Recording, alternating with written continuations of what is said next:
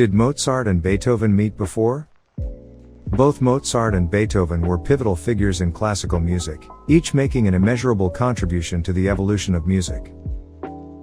Did they meet, and what were their opinions about one another's music? Let's see what they were up to hundreds of years ago.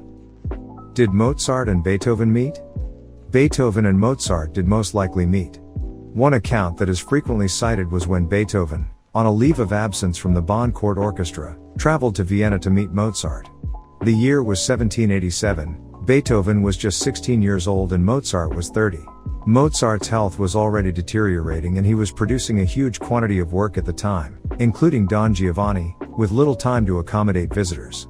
Also, Mozart's father Leopold was very unwell at this time, adding extra stress to an already difficult situation. Beethoven's reputation as a child prodigy was apparently known to Mozart, who cordially invited Beethoven to visit him at his Viennese residence. As the story goes, Mozart received Beethoven kindly and asked him to play something for him at the piano. Here the accounts differ, with some claiming that Mozart was quite abrupt with Beethoven at this point, others highlight Mozart's disinterest. Beethoven, probably in an attempt to couch favor with the Austrian master, played the part of Mozart's C minor Piano Concerto No. 24. Mozart was suitably unimpressed with Beethoven's rendition of the concerto, saying, "Anyone can play that, play something of your own." Beethoven duly obliged Mozart, and it is thought that his interest was sparked. In the other room next to where Beethoven and Mozart were, Mozart's wife Constanza was listening.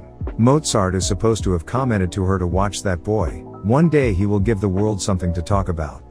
Another variation on this story tells of Mozart rejecting Beethoven. Mozart already had the young composer, Joseph Hummel, living in his residence, who he was tutoring, perhaps to be the next prodigy in Vienna. Hummel was indeed, by many accounts, an astonishing musician, but whether or not this would have meant Mozart was not interested in helping Beethoven is doubtful. In 1787, the two men parted company, never to meet again.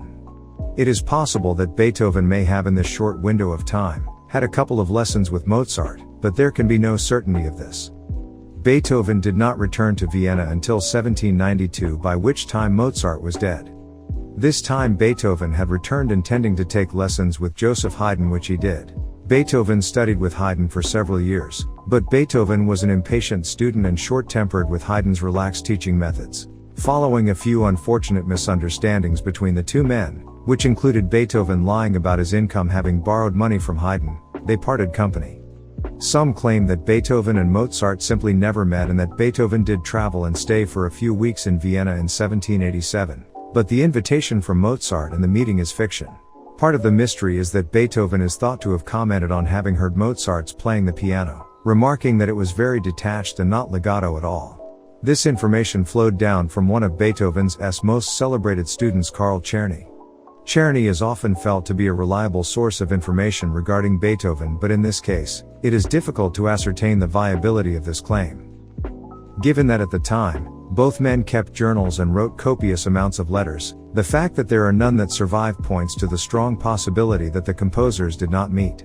What we do know is that Beethoven owed a debt of gratitude to Mozart, and his influence is felt through many of the works that followed. If you look deeply enough, you will hear many other references back to Mozart in Beethoven's work.